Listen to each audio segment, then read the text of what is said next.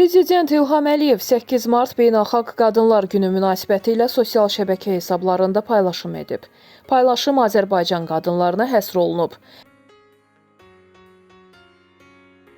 8 mart Beynəlxalq Qadınlar Günü münasibətilə Ədliyyə Nazirliyinin Penitensiar Xidmətinin 4 saylı cəza çəkmə müəssisəsində tədbir təşkil edilib. Məhkum qadınlar onların görüşünə gəlmiş, övladları ilə birgə maraqlı və əyləncəli vaxt keçiriblər.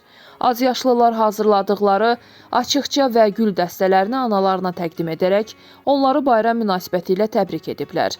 Animasiya qəhrəmanlarının iştirakı ilə uşaqlara musiqili şoular təqdim olunub.